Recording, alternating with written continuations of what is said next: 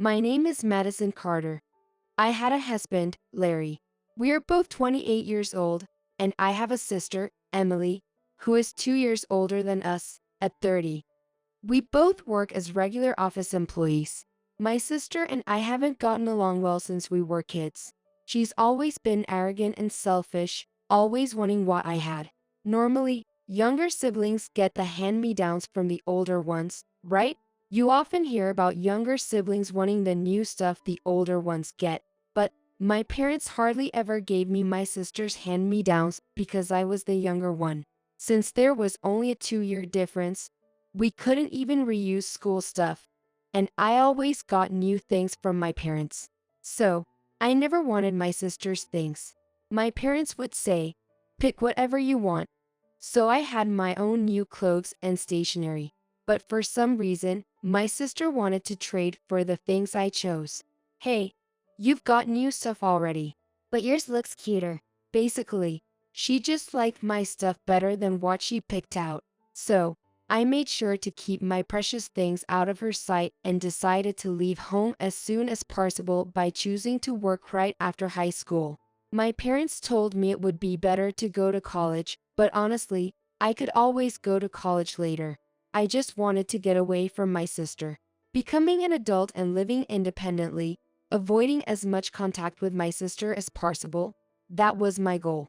After graduating high school, my sister also started working immediately, and my parents seemed relieved that I also became a working adult. And as I reached the 10-year mark as a working adult, I decided to marry my boyfriend, whom I was seriously dating.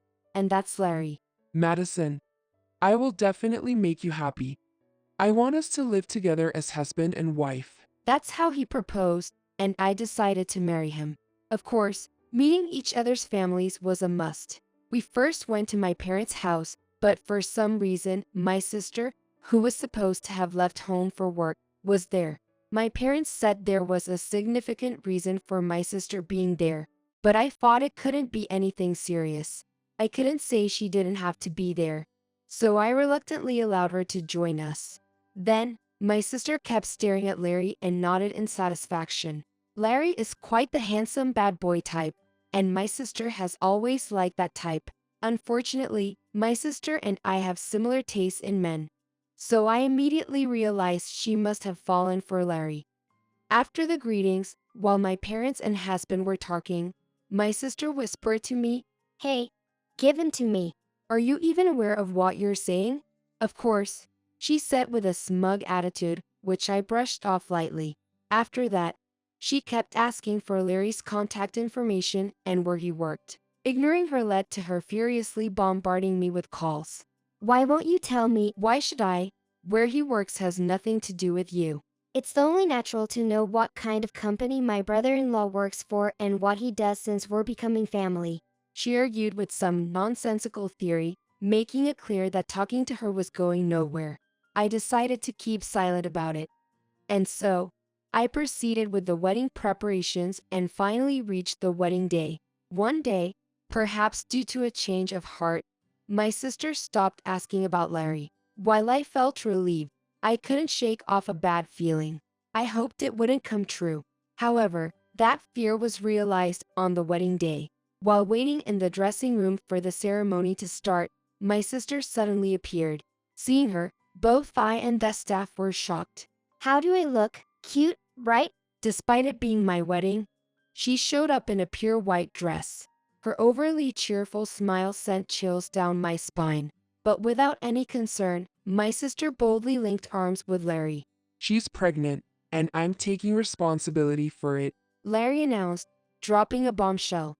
As the staff and I were frozen as we witnessed this unbelievable scene, Larry started smirking and said something outrageous. I'm marrying your sister, so you're no longer needed. The baby in her belly is mine. "What? Are you serious?"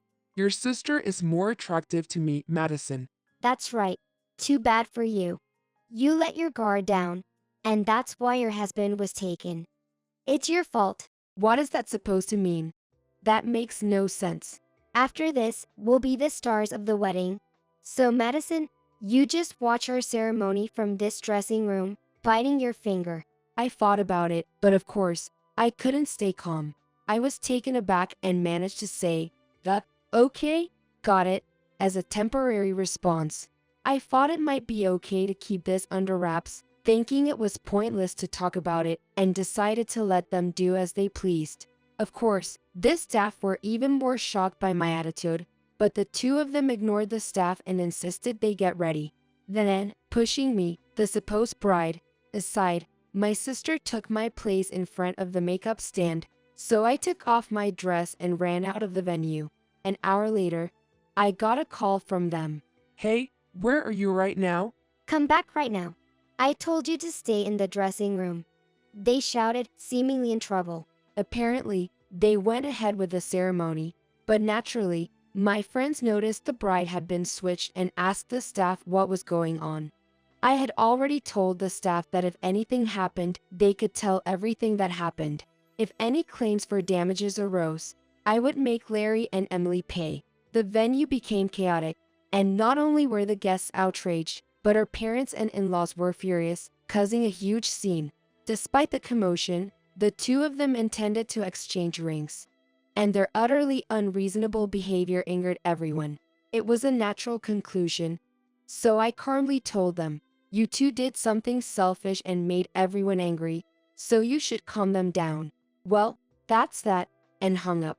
I was living with Larry, but naturally, I didn't feel like going back home, so I contacted my parents and told them I'd be going to their home for a while. My parents immediately welcomed me and promised not to let my sister in, and they kept their word. And sure enough, the two of them came to our house, outrageously demanding that we pay for the wedding expenses. Apparently, the gifts arranged by our parents and in-laws had been returned to the guests, and they were told to pay the full wedding cost of $45,000. Even when they came to the house, the door wasn't open to them. My parents had locked the door. Even Emily, who had a spare key, couldn't get in. Then, the two of them started shouting in front of the door. It's because you didn't keep the staff quiet that this happened. I'm pregnant, and you're doing this to me. You're the worst sister ever. I'll sue you for emotional distress. They were making a scene, saying things that made no sense, causing trouble for the neighbors. I had to hold back my laughter and coldly retorted, "You brought this upon yourselves, didn't you?" Saying that through the door, Larry and my sister got even angrier. Because of you, I'm getting a lot of flack from the company people I invited, especially my boss. I'm in trouble here. This is defamation, you know. I'll definitely get compensation from you. Everything they were saying was absurd. My parents tried to protect me, saying the two of them were responsible, but they kept rattling the door, trying to force their way in. Then, suddenly, a child yelled towards the door, "You're being too loud." At that moment, their movement stopped abruptly. Larry probably didn't understand what was happening, but Emily must have had an idea. The child who just yelled was my niece, Emily's daughter. She's currently a 12-year-old in her first year of middle school. Actually, Emily has two other children, a 10-year-old boy and a 6-year-old girl. She has been divorced thrice, and the eldest niece is from her first marriage, currently living with her father. The reason for the divorce was my sister's infidelity, and she said having a child was a hindrance to her next romance, so she abandoned her daughter. That's why her ex-husband took responsibility and raised her. The other two children are from her next two ex-husbands. I was shocked when I heard this, but knowing my sister's character, she always did whatever she wanted, no matter how much anyone tried to stop her. The first ex-husband is a successful businessman, and my niece is living a comfortable life without any hardships, but it's natural that she resents her mother, my sister, for abandoning her. Even now, my parents and the ex-husband are on good terms. Even after the divorce, they maintained a good relationship. I also used to visit my niece at my parents' house quite often after Emily moved out. Emily lived at home after becoming an adult, but she moved out at 18 when she got pregnant and married. There was always a chance of running into her since she lived close to her parents' house.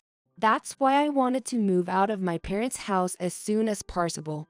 Maybe I should have gone to a college far away, but I don't regret it because I'm entrusted with a significant role at my current job.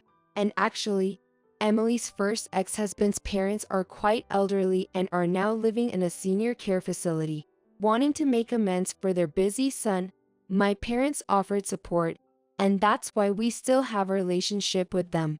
Emily, who knew nothing of this, was just flitting from one marriage to another after the divorce.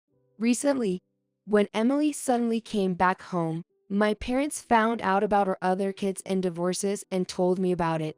By the way, because my niece sometimes visits, my parents often told Emily to leave. I think there must be a reason Emily came back home this time after living outside for so long after her 3 divorces. But that's something I didn't know then. That day, Emily's ex-husband had a sudden work emergency, and my niece ended up coming to her house. Her dad asked her what she would do if she ran into her mom, but she said she still wanted to come over to her place today. It seems she had been told about Emily from the start, but after this wedding fiasco, my parents' patience ran out, and they told her ex-husband they would never let Emily into their house again. So, my niece trusted my parents and came to visit. She likes her grandparents and me, her aunt, who are always kind to her, and she often comes over to play. Emily doesn't pay child support because her ex-husband is a businessman.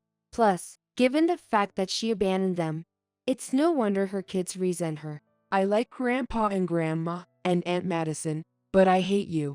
When I was asked what I would do if you came today, I said I'd go right away so I could tell you off. My niece shouted that.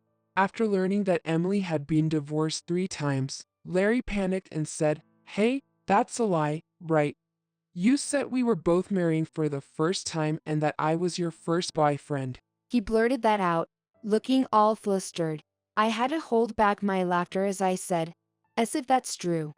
Emily has always been obsessed with what's mine, even taking my boyfriend in high school. I can't believe you fell for that. Naive, huh? Caught off guard and without realizing about the kids, Emily, embarrassed, said, "I'm going home for today," and fled, leaving Larry behind. Larry chased after her. 2 weeks later, Larry showed up at our house, kneeling in front of the door, begging for a second chance. I kind of knew why, but I asked him anyway, and he was evasive. So I said it for him. Right? Because Emily is actually a married woman, and the baby in her belly is her husband's child. Larry looked shocked. You knew about that too? I had been told by a senior from middle school, who was also Emily's classmate, that Emily had posted on social media, "I got remarried. I'm pregnant with his child." That him was a different man from Larry. So I wondered if she was trying to pass off the baby as Larry's even though she was pregnant by another man she had just randomly married. Then, Larry, frightened by my niece's appearance, immediately hired a detective to investigate Emily and found out that she was in the middle of divorce proceedings and separated from her current husband. Apparently, she used to move in with new boyfriends, but this time the boyfriend was a host who said he couldn't possibly fall in love with her and dumped her. Emily was kicked out by her husband and dumped by her boyfriend, losing her place to go. That's why she suddenly returned home. In the past, her divorces were triggered by her infidelity. So, in trouble, Emily tried to take Larry, have a relationship, and then make him raise the child, claiming it was his. "You fell right into Emily's trap," I said. Larry, now regretting, pleaded again on his knees. I finally realized that you, Madison, are a much better woman than your sister. Please, let's start over. "If you say so." I said that in a deliberately gentle tone. Then I dropped a bombshell that would send Larry to hell with a smile. "This is the divorce paper, so sign it." I confronted my stunned husband with the harsh reality. "And since you cheated with Emily, you'll have to pay me alimony?" I said that and handed in the papers. I had consulted with a detective and a lawyer over these 2 weeks and smoothly prepared all the documents. Larry, with no room for excuses, signed. That's how our divorce was finalized. Of course, he had to pay alimony. He took out loans to pay, but now he's arguing with Emily over the wedding expenses. Larry demands a 50-by-50 split, saying it's both their responsibility, while Emily, being pregnant, is being noisy, demanding consideration. when the wedding venue threatened to sue because they couldn't reach an agreement. Larry ended up taking out loans to pay, saying he would claim half from Emily. Also, Emily can't just escape responsibility. Because Emily's first ex-husband knows everything about this situation, new developments are starting to emerge. Emily, living a poor life with the 2 children from her next marriage, was supposedly paying alimony in installments. But her ex-husband, sensing no sincerity and thinking it was a lie, demanded that she pay the remaining alimony in one lump sum. Furthermore, at this timing, another ex-husband heard about it, and Emily, who had been escaping alimony with the same excuse, was suddenly in a tight spot. As a result, like Larry, Emily took out loans to pay alimony in one lump sum to meet and the 3 ex-husbands. And now she's dealing with the trivial matter of splitting the wedding expenses with the man she cheated with. The baby in her belly was taken in by her current husband, but they're fighting over child support and alimony, leading to a messy court battle. It looks like Emily lost. Emily and Larry are the worst for cheating, but I've completely cut ties with them. So whatever trouble they're in, it's none of my business. As for me, I'm currently teaching my middle school niece about her studies when she comes over to visit. She says I explain things better than her teachers. And afterwards, I started working at the tutoring center run by her father. I'm an office worker now, but once I graduate from an online university, I want to become a teacher. That's my new goal. I find my current job fulfilling and will keep pushing forward without getting discouraged. I'm still 28 and planning to live my life without giving up. I hope to meet someone nice in the future. I'm put off by marriage for a while, but I want the next person I date to be straightforward and sincere.